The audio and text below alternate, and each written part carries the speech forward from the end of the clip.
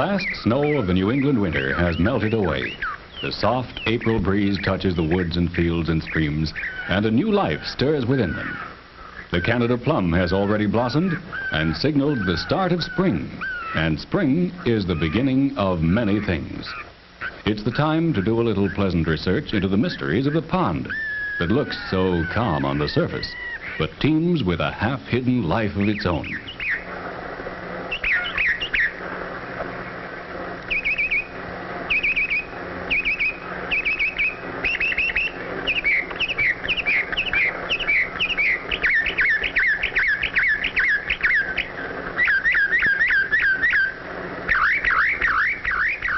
Ducks are among the first families in the pond's social scale, for who ever heard of a pond without a duck?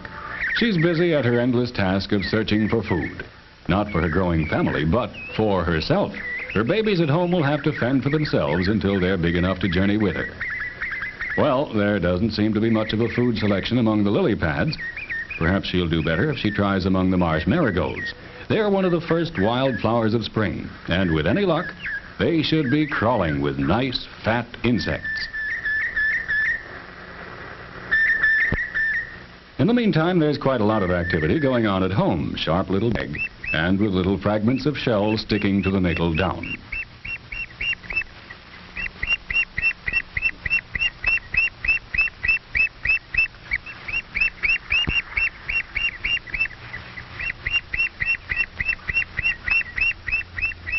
It's not long now before they leave the nest.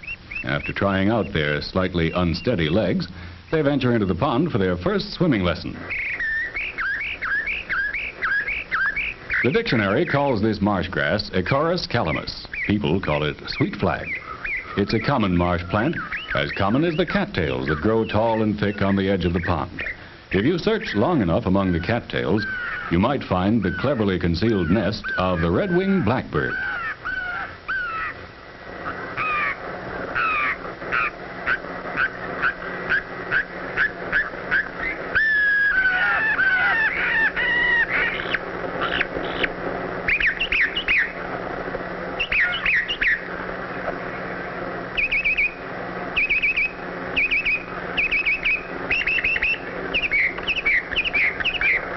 The male redwing selects the nesting area and sings sweetly to persuade a female redwing that he'll be a good husband and a thoughtful provider, and that his chosen pond will be a good place to raise a family.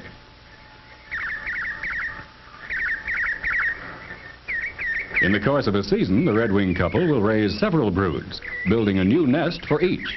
Eggs are laid and hatched with an almost monotonous regularity. And there's a never-ending succession of wide-open little red mouths to fill.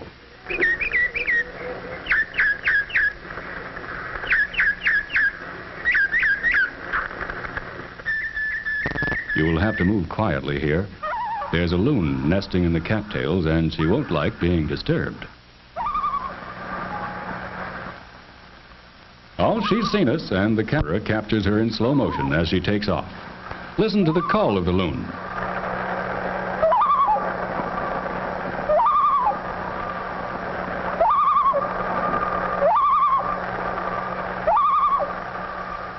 If we place a 50-cent piece in the loon's nest, you will see how large the eggs are in proportion.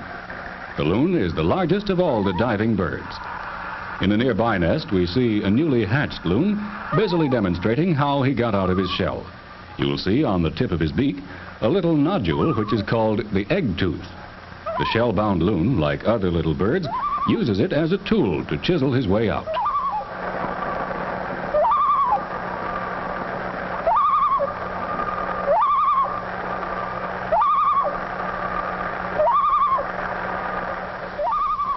It's not long before the baby loon leaves the nest and takes to the water, bobbing along obediently behind his mother.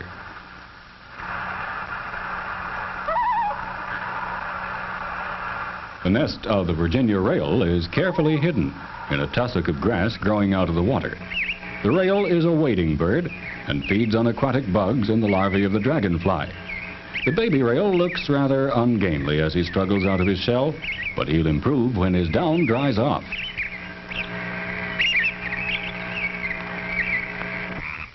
In the shallows of the pond, the bullfrog tadpole has started on its cycle of growth.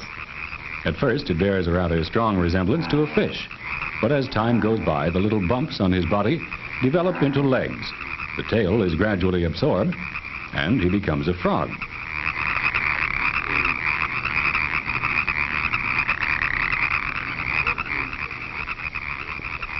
Two or 3 weeks after the frog lays her eggs, the toads come to the pond to start their families. The bullfrog stays in the pond for his entire life.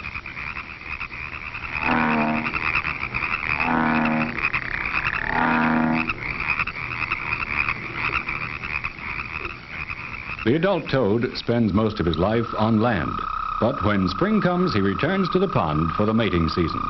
And then the whole pond seems to burst into song.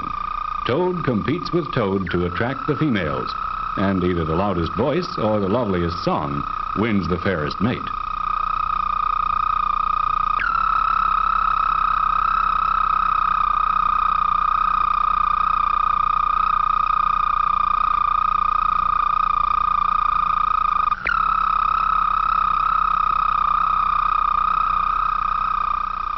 Bullfrogs are the largest of the American frogs.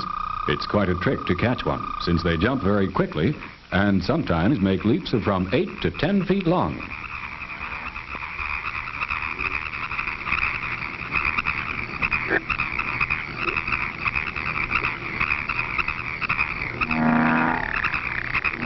Dragonflies lay their eggs on the surface of the water or on the leaves and stems of plants that have fallen in. In the next stage of its development, the dragonfly to be is called a nymph. It lives underwater and feeds on insects.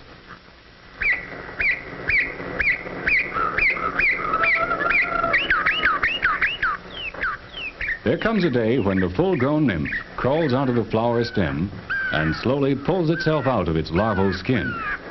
The fluid pumps through the crumpled wings, and they gradually expand. For a while, the dragonfly rests in the sunlight. The flexible wings dry, and the mature insect is ready to fly away. He is swift as lightning on the wing. Now you see him, now you don't. And now he's back with a juicy mouthful of housefly.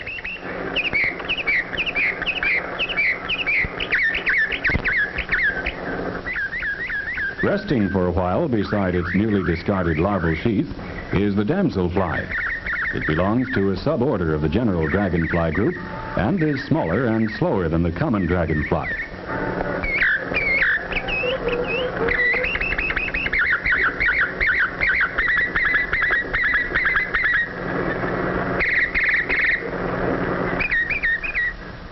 A great many birds and animals depend largely on their natural camouflage to hide them from their enemies. It's only by chance that we spot the bittern wading from the shallows to his hideout among the reeds. If you try to make friends with him, he's not likely to cooperate. He's very quick to take offense. That elastic neck can stretch to about 12 inches, all the better to spear at you. If very much aroused, he'll even try to peck your eyes out.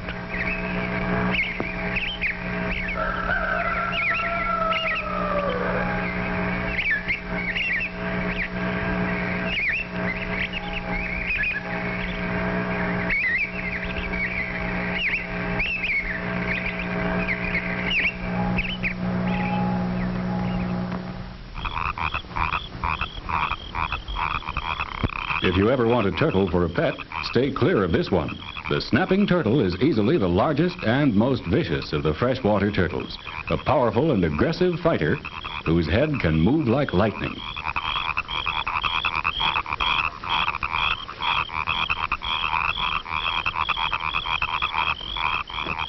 This gaping mouth has snapped and swallowed large quantities of fish, frogs, and even ducks.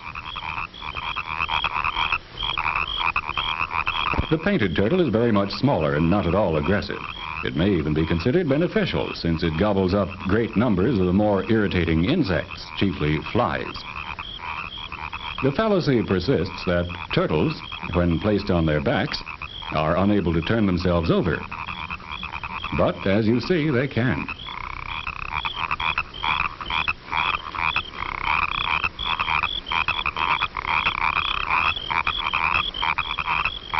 There's a spruce tree at the edge of the pond, and on an overhanging branch you'll see the nest of the kingbird. The parent kingbirds are perched on the branch of a neighboring tree, ready to swoop at passing insects for their newly hatched brood. While the mother bird feeds her family delicious morsels of dragonfly, the male stays on guard to fight off any larger birds that appear to threaten their safety.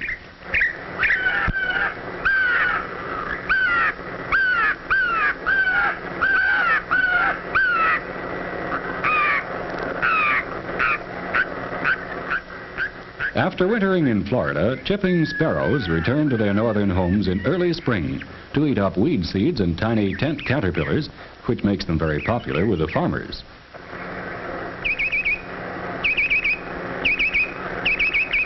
The best known and most appealing of all our shorebirds, we think, is the friendly little sandpiper. The babies are as soft and downy as Easter chicks, and even tinier.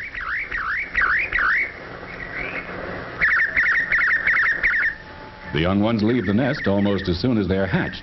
Still feeble on their legs, they begin their carefree life of chasing along through the shallow waters to catch insects, cheeping with delight as they go.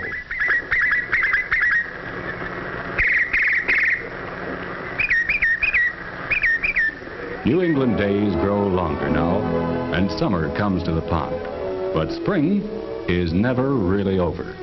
Another year, another spring, and spring is the beginning of many things.